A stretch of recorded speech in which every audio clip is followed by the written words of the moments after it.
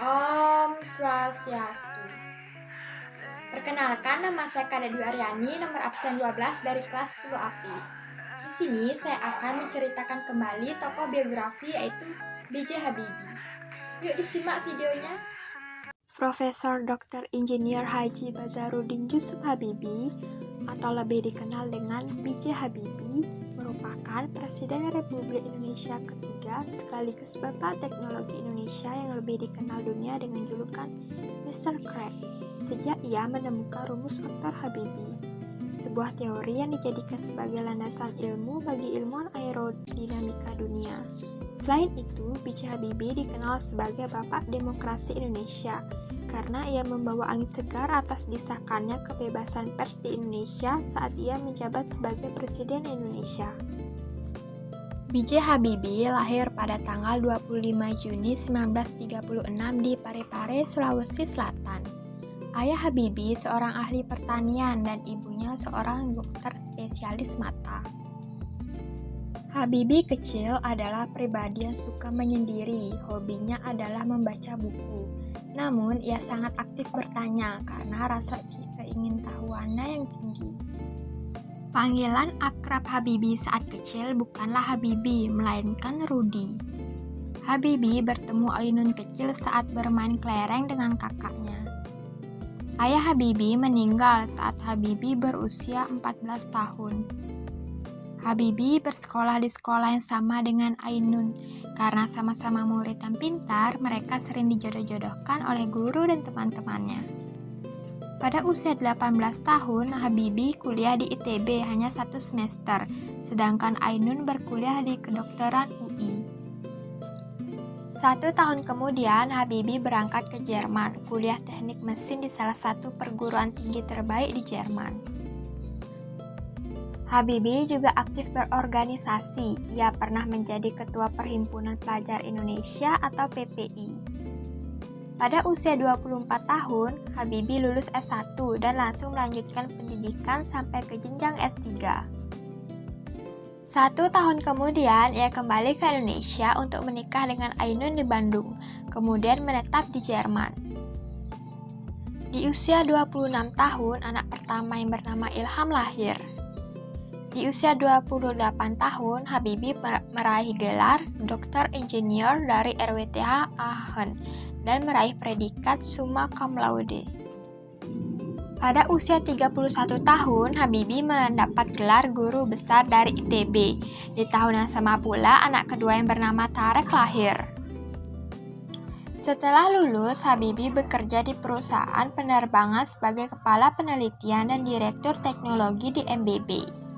Habibie dikenal sebagai inovator jenius dari Indonesia yang memiliki sumbangsi besar pada teknologi pesawat terbang dunia.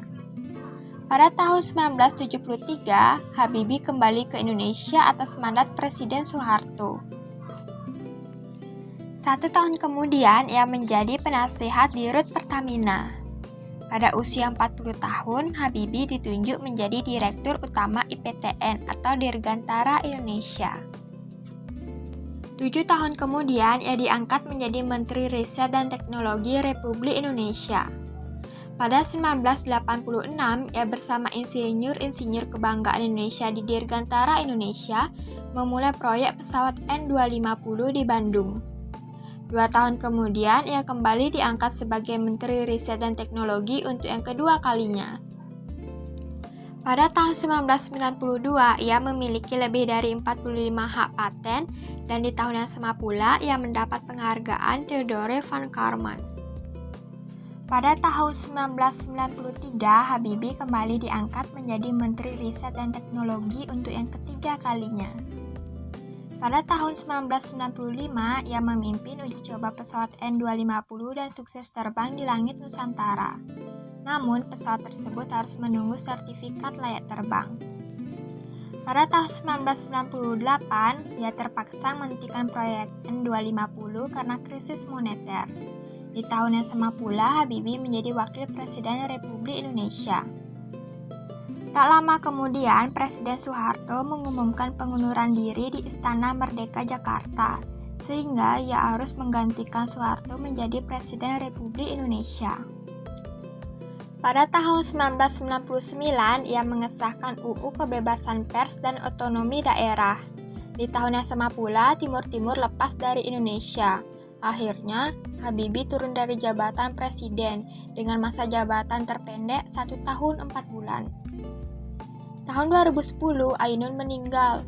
Habibie sempat menderita psikosomatik malignant.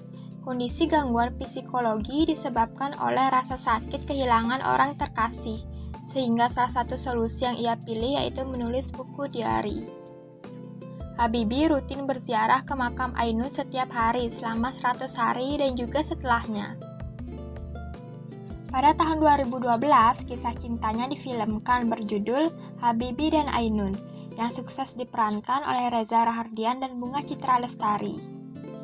B.J. Habibie meninggal di usia 83 tahun, tepatnya tanggal 11 September 2019 di Jakarta. Ia dimakamkan tepat di samping makam Ainun. B.J. Habibie mengajarkan kita bahwa keberhasilan bukanlah milik orang yang pintar, tapi milik mereka yang senantiasa berusaha. Sekian dari saya, bila ada salah kata mohon dimaafkan. Saya tutup dengan Parama Santi. Om Santi.